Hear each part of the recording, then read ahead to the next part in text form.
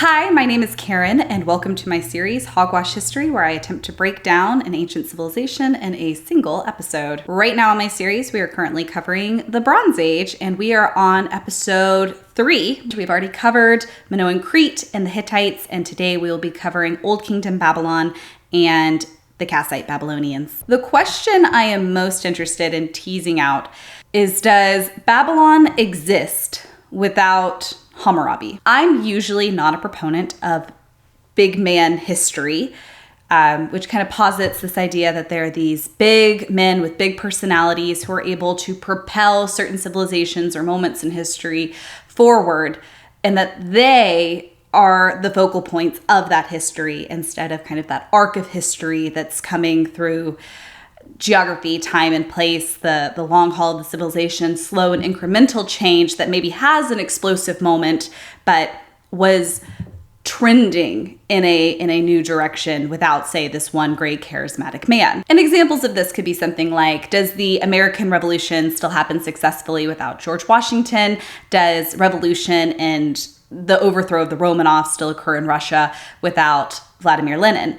And then today's question, does Babylon become Babylon without Hammurabi? I do agree that there are times and there are people where very clearly they have propelled a civilization forward. I think two really significant examples of that would be Alexander the Great in Macedonia. I don't think we hear of Macedonia without Alexander the Great. And then there's the example of Genghis Khan from the Mongolian steppe. We don't have a Mongol empire without Temujin and Genghis Khan. It just doesn't happen. So for this part one, that is sort of what I would like to tease out a little bit with Hammurabi. Do we hear about Babylon without him? The conditions, were they right so that any good king could have done it? Or was it truly Hammurabi and his force of will that propels Old Kingdom Babylon into the cultural conscious where it stays today? But before we get into all of that, let me give you a quick breakdown and how this video is going to go. First, we are going to cover geography and a little bit of background information about Sumer. I've already made a video about the history of Sumer. It's the second one I ever made on this channel though, so it's probably pretty horrendous, but if you want to go watch it, go for it. I'll try and give you the nuts and bolts that you need though to understand Babylon in this episode. Our history is going to be coming at you in two parts today. So we're going to have our Old Kingdom bit, which is going to cover from approximately 2000 BC into 1600 BC with the fall of Old Kingdom Babylon.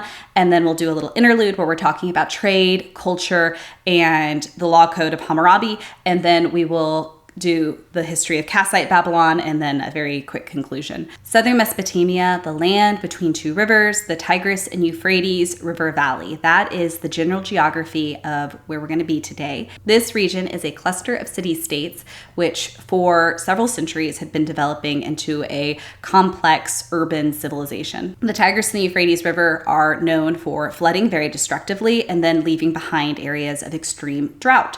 If you are a Neolithic farmer who's making this transition into settled life, you need a way to channel that river and effectively use it for large-scale agriculture, because if you don't do this, there's enough water for everybody to have successful agriculture. You are attempting to make the agriculture work, and because of this destructive flooding, you need other people in your community to help you. And the way you do that is by building dikes and dams and an irrigation canal system that is able to channel that water out of the flood of the Euphrates, capture it, and then use it throughout the growing season for successful agriculture. So you're turning a hostile region into something hospitable with the help of a large community. And because they're having to work together so complexly, this is going to result in the first sophisticated civilization of the ancient world.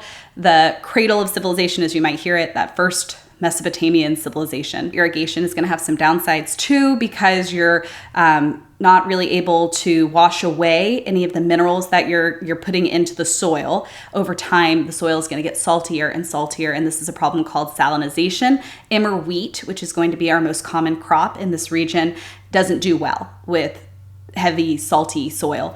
And so there are going to be periods of famine that come to the region because the ground has just been overtaxed. The other grain that you're going to be seeing some use of is barley, not as sensitive to salt. So at times you're going to see a greater use of barley, at other times you're going to be seeing wheat.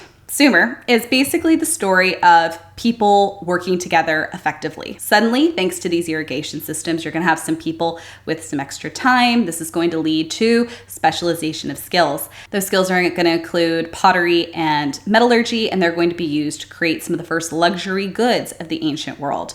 Once you start making cool stuff and trading it around, people want to come and take your cool stuff. That also includes maybe your surplus of food. And thus comes the need for walled cities for protection and standing militaries. Therefore, walled cities are going to be competing with each other for natural resources. So we're very limited on wood and metal. They're going to have to go out and search for those. Metal is going to come from, say, Oman or from trading routes outside of the Persian Gulf. And then timber is going to come from Lebanon, the cedars of Lebanon. They're very famous, aren't they? And then they're also going to be competing with the waters themselves and access to these irrigation canals. Why build a new irrigation canal where you can go take that guy's access to an irrigation canal and their water and use it for your agriculture for your city? Ultimately, this is not a cohesive system like what you see in Egypt with heavily centralized control of a pharaoh. It's going to be much more like classical Greek, where you have city-state adjacent populations that are going to be competing with each other for natural resources. The early dynastic period of Sumer is going to be from 2900 to 2300 roughly. Very roughly. This period is going to be known for its prosperity, for its ability to trade along the Persian Gulf. We're going to get as far probably as India. We have evidence of Sumer and the Indus River Valley trading with each other. The most dominant feature of this early dynastic period is going to be the rapid urbanization and these city-states that we're talking about. It is not unified, but it is densely populated and in competition with each other.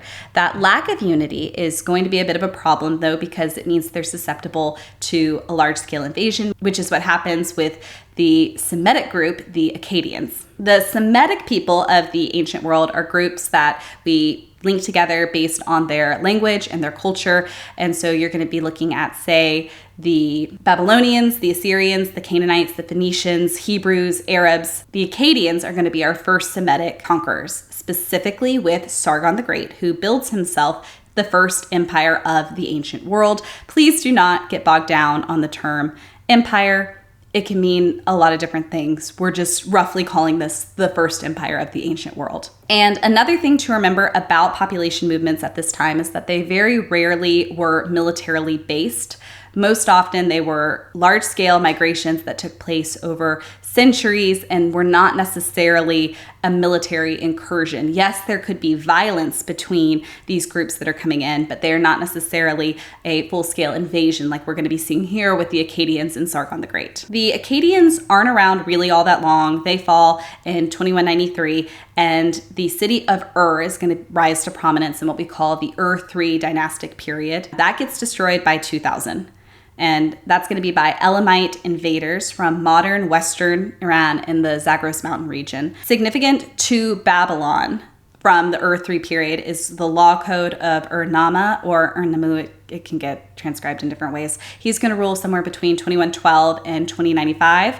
And this king's law code is very, very influential on the code of Hammurabi. The Ur III period also represents kind of the culmination of this bureaucratic state that has been developing since the invention of writing.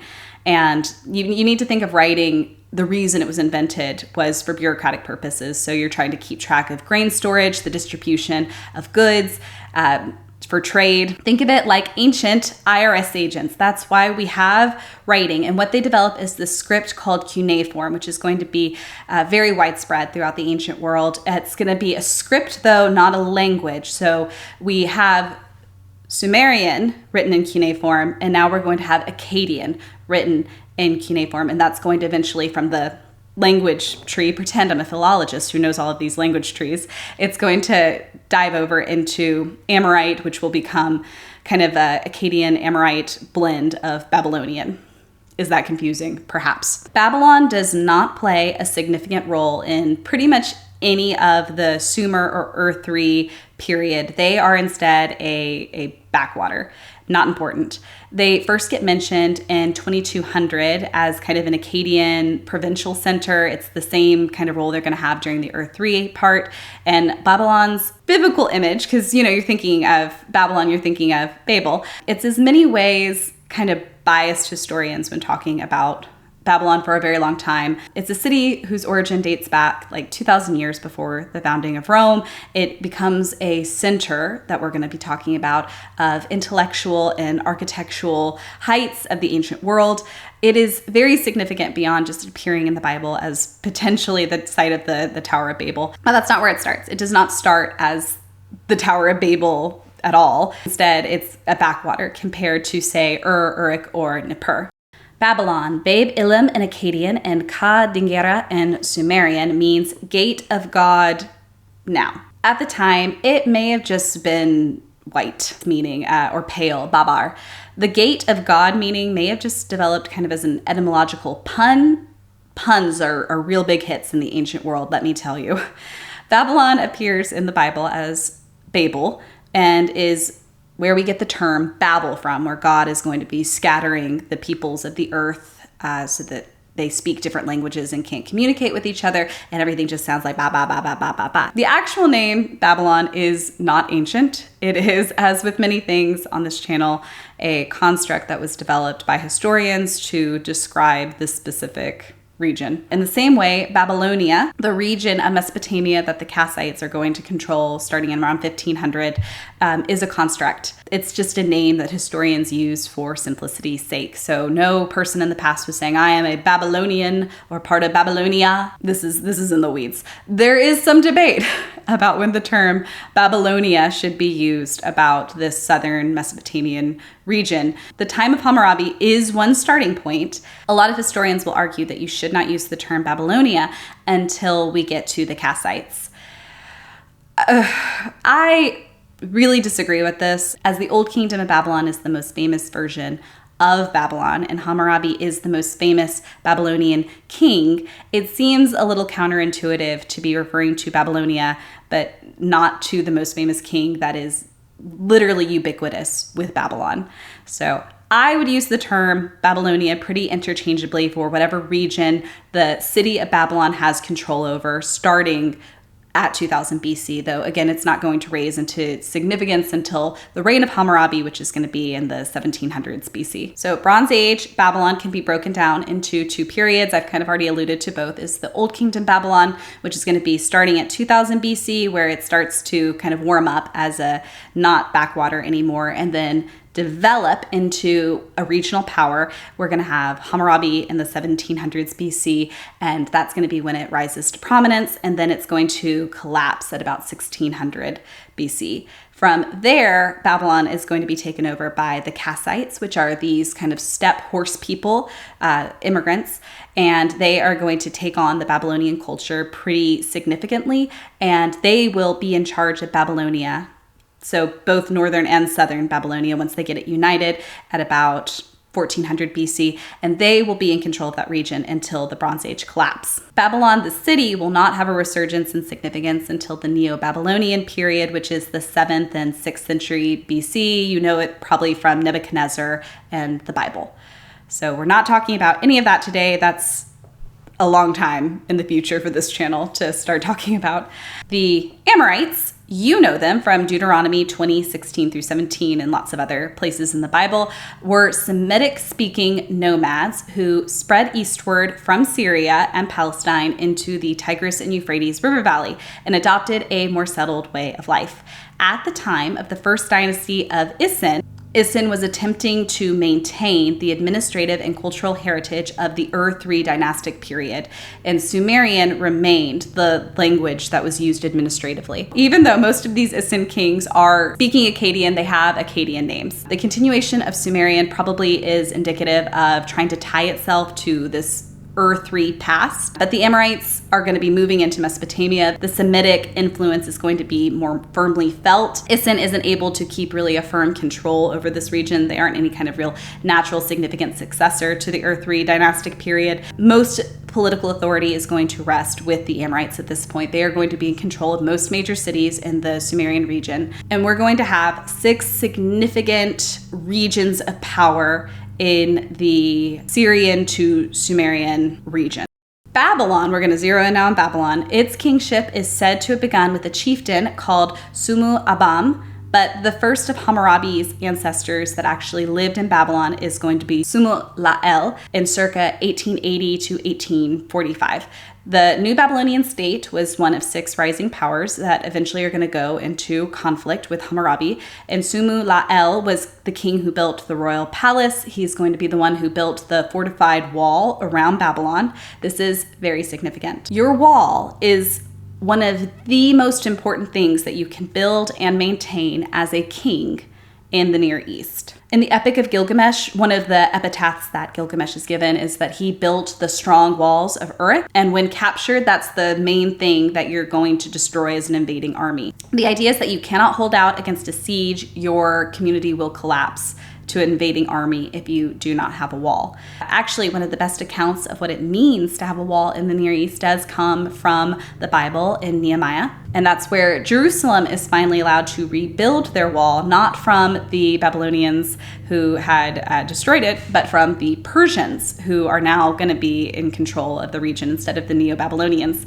A wall is the kind of the pride of a city, and it signifies independence. So it's very, very important that Babylon has good fortifications. The other major building project that Babylon has is its waterways and canals. These are the lifeblood of a city. They either need to be situated on the Tigris-Euphrates River or have some pretty clear canals and waterways that are connecting them to the Tigris and the Euphrates rivers. If you don't have water, you don't have a city. Large-scale agriculture only works in Mesopotamia because of these canals and waterways. The kingdom that Hammurabi inherits and rules from 1792 to 1750 is internally very stable.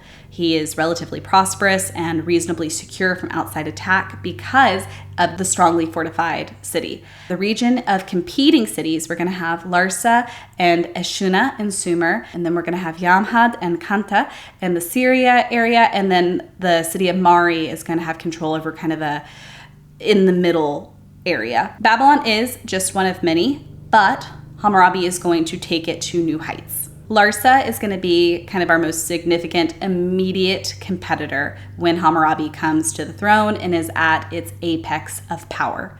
But before Hammurabi goes out and gets to conquering, he is going to further construction on canal work. He is going to strengthen the fortifications around his cities that he controls. He is going to improve existing temples and build some new ones. And he is going to support the scribal class pretty significantly and reinvigorate the administrative state. He's going to write that law code that you know about. And generally speaking, Hammurabi is looking to make his kingdom as efficient as possible. What he is doing is fulfilling the ideals of kingship in the Near East. And then once he gets that all squared away, once everything is very, very stable in the region he is controlling, then he goes out and fulfills that last important piece of kingship, which is going out, leading the military, gaining some territory, or at the very least stealing, pillaging some very nice and expensive stuff and bringing it back home. First stop for Hammurabi, Kingdom of Larsa. That is going to be, if you're looking at the map here of the river valley, this is going to be our most immediate threat if you are Hammurabi. You want to control this southern Mesopotamia region. You want to be in control of Isin Uruk. So he goes to sack it. He creates some pretty savvy alliances with Yamhad and Mari. So he isn't just like one man alone. He's using some political savvy to unite together with these other somewhat competing powers. But it's in their interest too to see Larsa brought down a peg because they are one of the largest powers at the time. So he takes care of Larsa. He gets control of southern Mesopotamia. He's able to sack the region of Ashuna. And at this point, he is able to take on the title of the king of both Sumer and Akkad. This is a long-held kind of ceremonial title, and really anyone could claim it. But Hammurabi here is able to back up his claim. He is the king of Sumer and Akkad. Now, Hammurabi isn't done conquering, obviously. The thing he's going to do now is turn on one of his allies, and that is the kingdom of Mari. He goes in, he loots it, he takes the loot back to Babylon, and then he sets fire to Mari. This is very common practice in the Near East. Once you conquer a region or a city, putting it on fire is pretty normal standard practice. Much of our knowledge of Hammurabi's reign, though, this is where we lose a lot of information, because up until this point, most of our information comes from a cache that is from Mari. And the reason for that, and this is one of my favorite things about burning buildings in the Near East, is that when a tablet, which is what everything is going to be written on, all the important documents for this time period, they're going to be kind of on this sun-dried clay. They're not necessarily going to be baked in a kiln, because wood is very expensive. So most of your clay tablets are not hard baked, which means we don't have them anymore. They go to the sands of time. But when a city gets set on fire, that means that everything that was in the scribal quarters got baked. And some of it may shatter when it collapses, and time may shatter it too, or wear certain things away. But most of our records that we have of the ancient Near East, the Bronze Age Near East, are from cities that got set on fire. And then we have this cache of documents that archaeologists are able to excavate and then read. So really all of our documents are thanks to cities getting set on fire during raids. So we don't have too much about Hammurabi after this point. We know that he does not really extend his reach to Yamhad or Kanta. They're really too far away. It's not significant. He has control over the river valley. He has control over all of the trade routes. And then he's going to be raiding up north a little bit into what we consider Assyria, but he doesn't need to control that northern Mesopotamia region. He just, can go up there, take the cool stuff, and then head back down. So a successful military campaign isn't anything to do with coin or nation building like we might think today in the modern terms. We're also not really thinking about administrative or territorial concerns. We're just thinking like, I need something to raise morale. We're going to go do a quick invasion. We're going to come back in the end. So he is able to fulfill his kingship very well, and he is a good administrative king of all of the territory that he is now the ruler over. So in the last decade of his life, we can assume he spends more time focusing on administrative control over the regions that he's conquered instead of seeking to conquer more and more and more. By the end of his reign, Babylon and Aleppo are going to be the two major powers. Aleppo is Yamhad still, of Mesopotamia and Syria. I should note for you that Syria is not like the modern definition of Syria. It's the region kind of from the Mediterranean over to the Euphrates. And this kind of like corridor is Syria until you hit Egypt. At various times, this region is going to have the Egyptians ruling over it. They're going to have the Hurrians ruling over it. They're going to have the Hittites ruling over it, and then sometimes some very heavy Babylonian interference. The kingdom that Hammurabi built is going to last about 155 years after his death, but decline sets in almost immediately. He's going to have 5 long-lived successors, but they are not going to be able to maintain the state that was left to them. As early as 10 years after Hammurabi's reign, his successor, Samsu Luna, is going to lose control of some southern cities. That's going to be Nippur and The successors of Hammurabi really did do a good job, though. I don't want you to think this is an issue of incompetence. They are doing their duties of kingship by all apparent markers. They're maintaining their fortifications. They're maintaining the canal systems. They're going to be strengthening their cities, and they're going to maintain their scribal class, which means that probably the administrative aspect of their rules were pretty solid. There are going to be some really great improvements in mathematics, science, art. They're going to be building and repairing their temples. Despite all this, there is still decline. There's going to be some economic issues and some rebellion in the south specifically. So that's that region of Larsa. The north and the south are not going to be really all that united. It's a very tenuous unite, which is why it fractures very easily once Hammurabi is no longer there.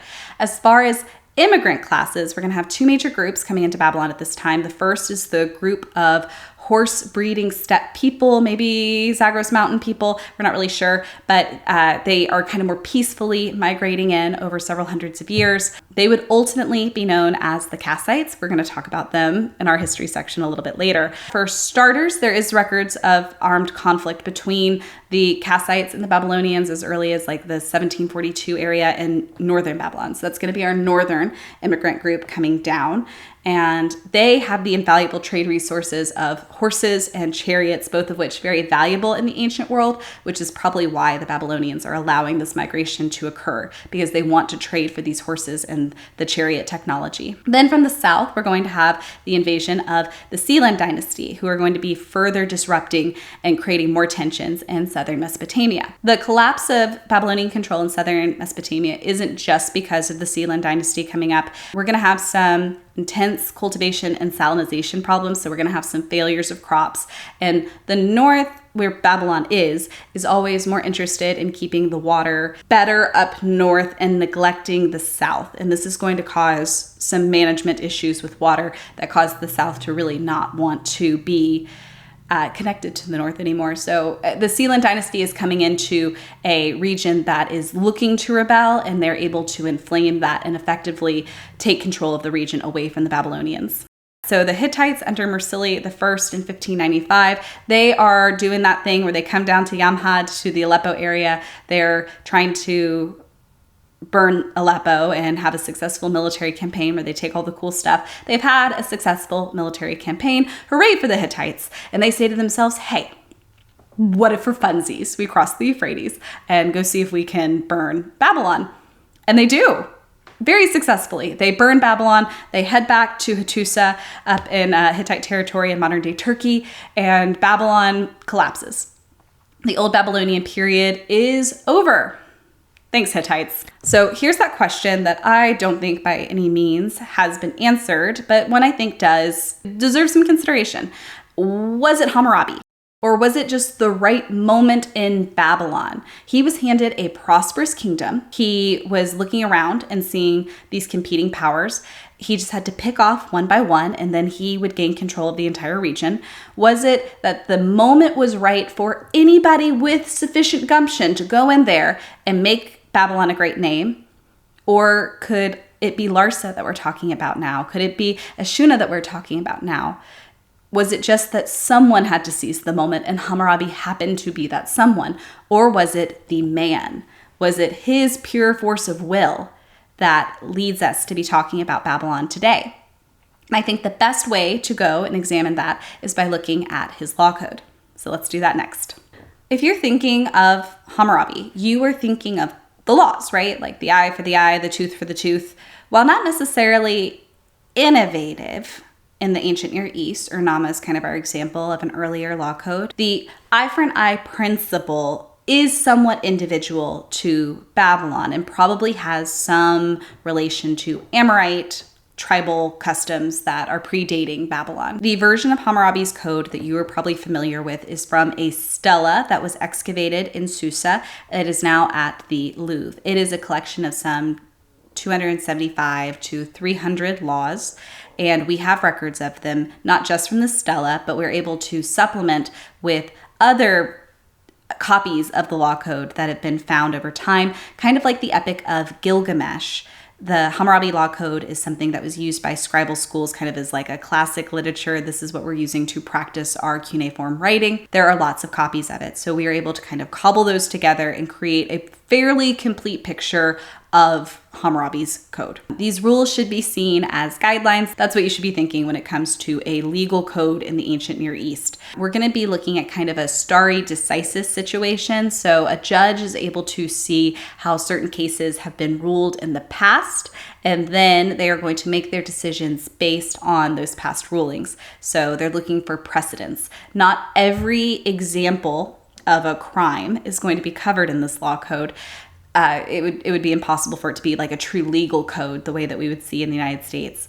So instead, it's a way for a judge or a leader over a provincial area or city to kind of see what the king's will would be in a specific area and try and apply a similar logic or a similar ruling to different situations. Hammurabi's code in specific, and this is kind of more of a standard look at how Near Eastern law codes work. And in my last episode about the Hittites, I kind of talked more about how the Hittites' law code does not seem to be from a divinely appointed authority. That would be the exception, not the rule. Now we are looking at the rule. Hammurabi is the example of his authority is from the god Shamash, who is Gilgamesh's patron god in the Epic of Gilgamesh.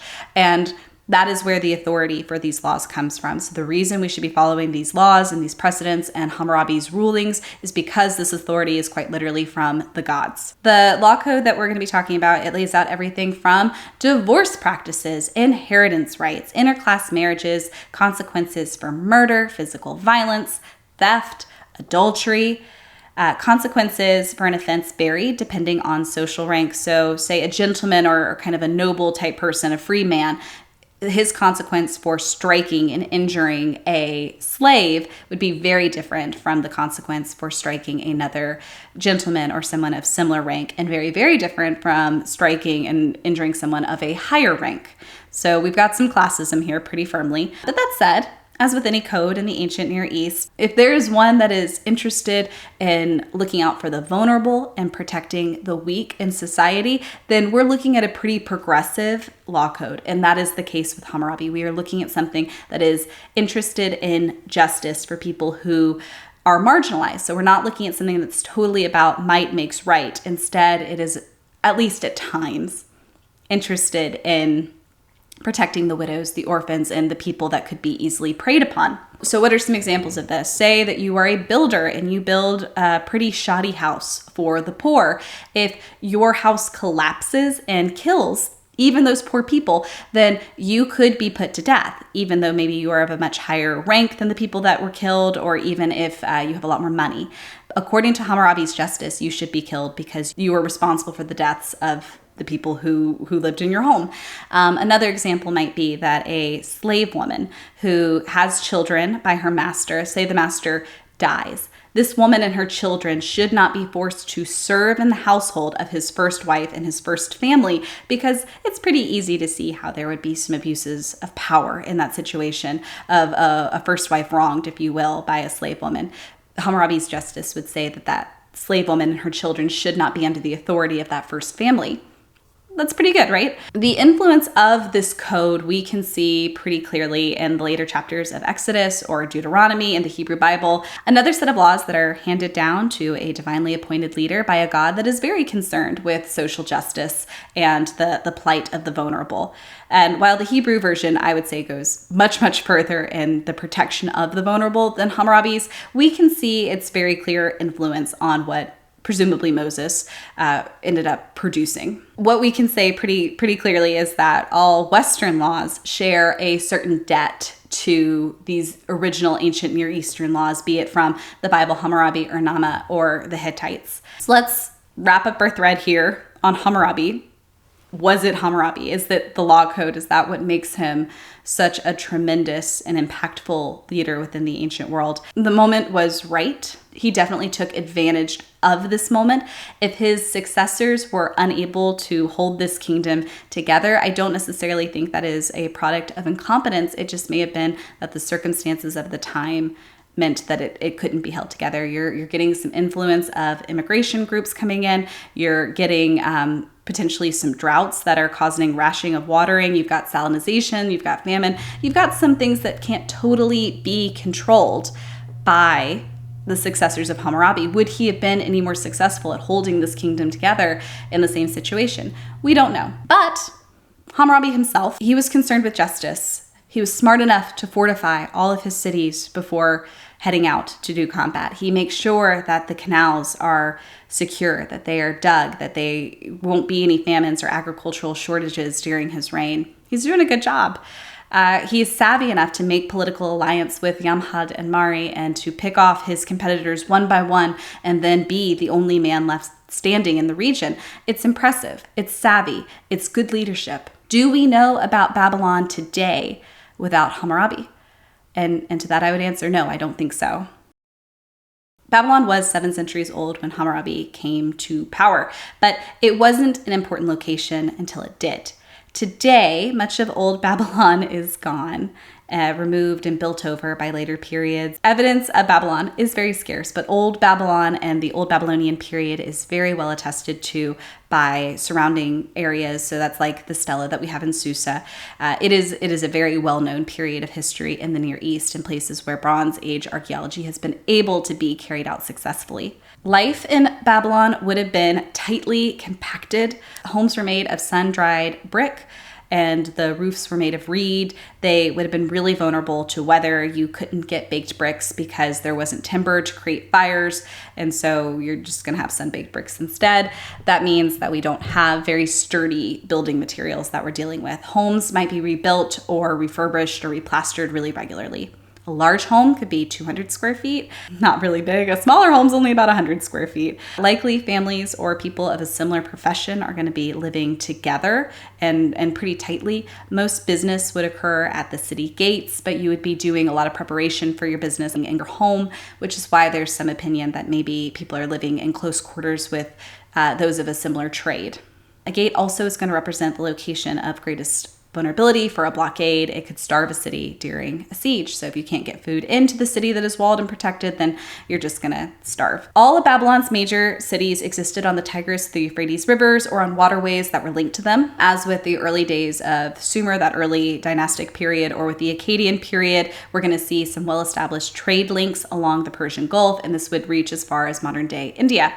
Temples were a major obligation of the king. Each city had a main temple dedicated to a specific god. So it's going to be Marduk for Babylon, Enlil for Nippur, Ishtar for Uruk, and then Nana for Ur. Other temples would exist as well, but they wouldn't be as large or as vital. So you're still going to see a lot of different temples and gods being worshipped in each city, but they're going to have their main god that are mainly worshipped at their ziggurat. So think of it kind of like a patron deity, like in classical Greece. So you're going to have Athens with Athena, Ares, and Sparta.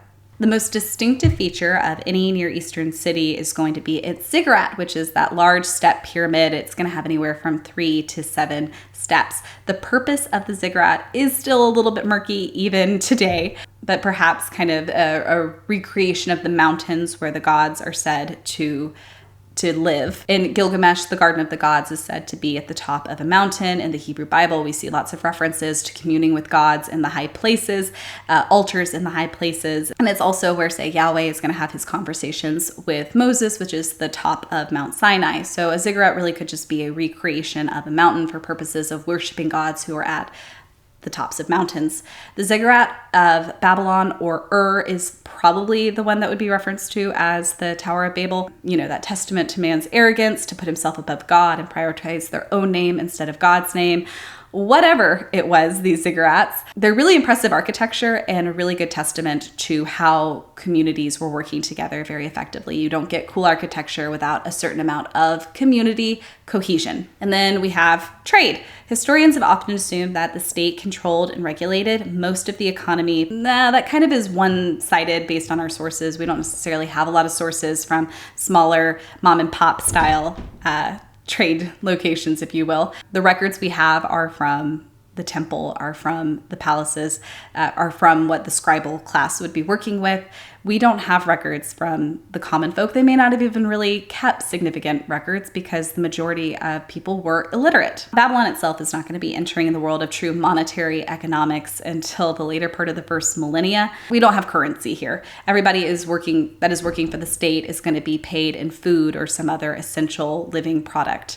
Recipients of land could cultivate it themselves or hire tenant farmers, but the land could not be left fallow or uncultivated, or else it would be repossessed by the state. So all land has to be used. If you get it as a reward, as a military person, for example, and you don't hire out these tenant farmers, then the land can be taken away from you.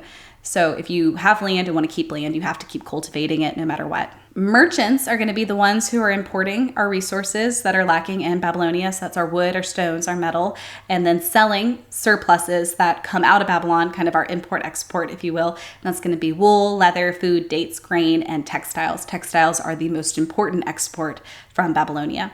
It is doubtful that the state fixed any specific prices, but there would be a certain amount of state control in the economy. So we need to think of this as kind of similar to the old Assyrian framework of traders. We haven't really covered that on this channel yet, but that is what it's most similar to. I kind of think of it almost as like a Keynesian's example of trying to control for the animal spirits in the economy, if you will. Iran and Central Asia are going to be really important for tin and lapis lazuli. We want our tin because we want our copper because we want to make bronze. Bronze is very important during the Bronze Age because that's how you make your weapons and fortify your chariots and things like that. Copper is going to be coming from Oman via commercial centers in the Persian Gulf. So imports are going to be really highly valued, and they're not just like luxury goods. They're important because we can make a lot of luxury goods ourselves here in Babylon. But if you have access to luxury goods from other locations, say Egypt or Minoan Crete, or from up at Hattusa, then it implies a certain knowledge of far off places, and knowledge is really significant. You want to have knowledge because it improves your standing in society. So that's why you want to purchase imported goods. All that said, let's now talk about kind of the second phase of Babylonia, and that is going to be with the Kassites. Babylon has fallen. The Kassites, the migrant, horse-breeding, steppe, Zagros Mountain immigrants that we talked about earlier, they're going to be the ones that take control over Babylon, the city. They are not able to gain control of southern Babylonia for another century, but the Kassites themselves were able to create a true nation for themselves by the 15th century. And I say nation with quotes a little bit because what is a nation? It's the question for the ages, isn't it? Very little of the original Kassite language is still available to us. They pretty much let go of most of their cultural identity and adopted a Babylonian culture identity so that they could rule effectively. They liked the way Babylonians did things. They adapted to it. So while the old Babylonian period may be dead, the Kassites are continuing on the same cultural perspective. So it may seem like new people are in charge, but they're trying their best to rule the same way that the old Babylonians would have. As early as the 15th century, the Kassite king Ulam Buriash was able to unite the whole Babylonia under a single state. So that means he's gone down and he's able to conquer the southern portion of Mesopotamia. The reunification came gradually, though. The southern part is always going to have a pretty independent spirit. It's going to rebel over successive generations, but never again is the split going to be full again. So we can think of this region as Babylonia now pretty consistently going forward into history. And, that'll be true for when we're talking about modern Iraq eventually. What followed, though, from this point of unification is about 500 years of economic and political stability. And the stability may be why, at this period, Babylonian becomes the lingua franca of the ancient Near East. So whenever we see people communicating with each other, Egyptian, Hittite, Mitanni, it's in Babylonian. The Kassites have been critiqued pretty consistently by historians and archaeologists for kind of letting go of their original cultural identity. What they brought to Babylon was stability. And I think an embrace of that stability and not necessarily looking to rock the boat, that's pretty poignant. It's pretty important. It's a good thing in a lot of ways. It may be a conservative and backward-looking group, not dissimilar for what we're going to see in the Middle and New Kingdoms of Egypt. That's not necessarily a bad thing, and it did lead to a flourishing point of Babylonian culture. Stability also meant really strong trade, very necessary for Babylonia. They have no timber and no metals, as I keep reiterating here. If you can take something away from here, Sumer has no timber, no metals. They have to get it, and the only way they can get it is by trade. They have to have things that people want to trade for. So that means that they have to become very good craftsmen. They're going to be the good textiles. They're going to be producing really good gold and silver jewelry. Their pottery isn't necessarily as renowned. That's going to be over in Minoan Crete, but they've got some good pottery too. It's not going to be as interesting and beautiful as what we see in Minoan Crete, but their jewelry is going to be really renowned and their textiles are going to be really renowned. The luxury goods of the ancient world, they have artisans even that they are exporting. So we're going to be talking about doctors and architects from Babylon. They're going to be requested, and we can see that in this example of the Amarna letters that we'll get to in just a minute. And that's going to be these kings writing to each other for different professionals in different fields. The Hittite king is going to be writing for Babylonian doctors to come help his sister conceive. He also asked for Egyptian doctors. He really wants his sister to conceive. The problem may have been that she was in her 50s and very unlikely to conceive a child. Most important to historians today, though, is going to be the work of scribes that the Kassites very meticulously maintained. So they have left us records in Sumerian, in Akkadian, in Old Babylonian. Eventually, cuneiform is going to die out in favor of Aramaic, which, that's a pretty important language too, now that we're talking about it. But the records that were left behind in Sumerian and Akkadian, they're going to find their way to the library of Ashurbanipal in Assyria. And when that gets, brought up in flames, we're going to have baked clay copies of these scripts. So we would not have Sumerian, we would not have Akkadian, we wouldn't know about these time periods without the Kassites and their preservation of these languages and their scribal schools. It's really one of the most important things and one of the best preservations of history. This was a dead language. Like Sumerian's a 500-year-long dead language at this time. The Kassites preserved it. In the international scene, the Kassites had excellent relationships with Egypt, Hatti, and at times the kingdom of Mitanni. So we're going to see a lot of intermarriage here. We're going to see a lot of letters with each other. And the best example of these letters are going to be from Amarna. In the 18th dynasty, the pharaoh Akhenaten is going to move the capital away from Thebes and to kind of this outpost sort of place, Amarna. It's a fresh start for a fresh religion. We are now monotheists and we are worshiping the Aten. Very unpopular in Egypt. And then when his son, King Tutankhamun, moves the capital back to Thebes, it pretty much just leaves Amarna as just everything was dropped. They left it and they never went back. And because of that, it preserved these letters. And that's really cool and excellent. So this is one of the first real diplomatic correspondence that exist in the ancient world. And one of the most compelling, to my mind, is going to be the Babylonian and Assyrian tension that we're going to see play out in the Amarna letters. So after Suppiluliuma of the Hittites conquered the kingdom of Mitanni, he leaves behind a power vacuum. And that power vacuum is going to come to be filled by the Assyrians. Now, Babylon is going to claim that the Assyrians are their vassal state. And probably not. They probably are more of a vassal state to the Mitanni, which is why they're able to fill in the power vacuum right there. So the Assyrians are writing, they're saying they want to be considered members of this great king brotherhood of great kings that's occurring right now. And they want a place at the table that is equal to Egypt, the Hittites, and the Babylonians. And the Babylonians are like, whoa there. You back that up, Assyria. You are our vassal state. And Assyria's like, I am not your vassal state, and I am now going to show you militarily. So we get that from the Amarna side. With the Egypt, we get the kind of back and forth of Babylon saying that's our vassal state. And then we're going to have the actual conflict that comes out of it. The alliance is going to be sealed because Babylon and Assyria are going to have to seal an alliance here to prevent conflict, and that's going to be with Burnaburiash, and that is going to be an alliance that produces some children. So that's going to be an Assyrian Babylonian heir to the Babylonian throne.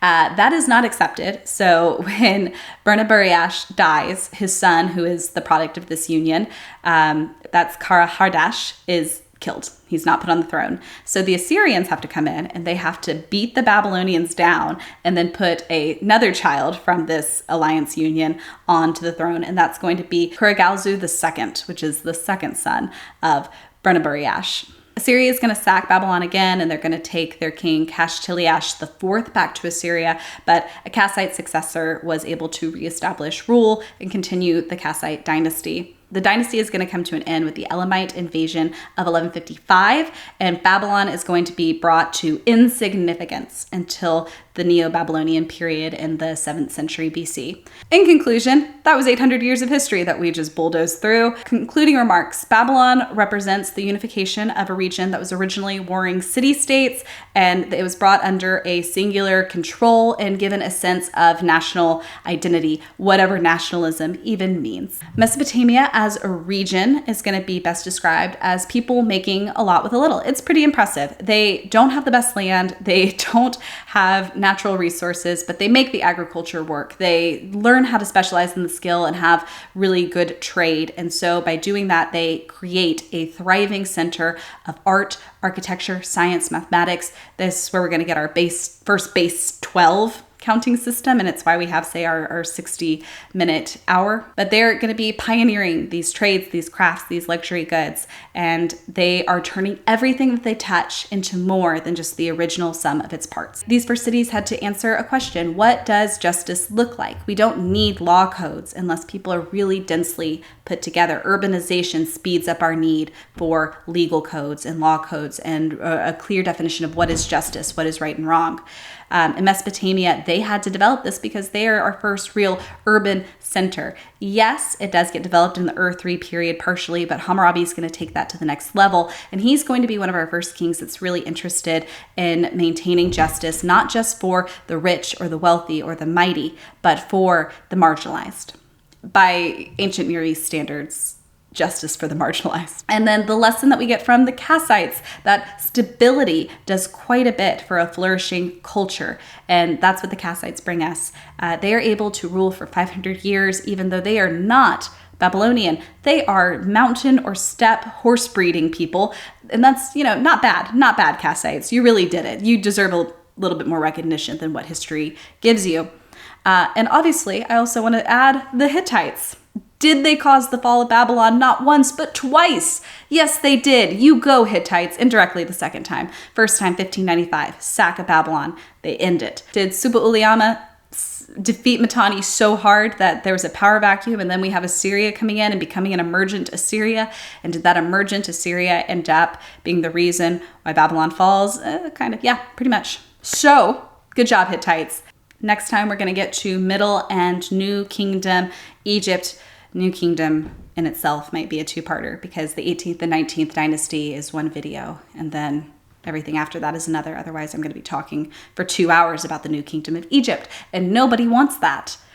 You don't want that. But no promise on when that will be posted. My family is going to be spending June moving across the country, so you might get some travel vlogs. Maybe. Who's to say? Thanks so much for watching. Please like this video and subscribe to my channel. And if you want to leave a comment, why not talk about big man history and whether you think Hammurabi is a great example of it or whether the pendulum was always going to swing towards Babylon being Babylon.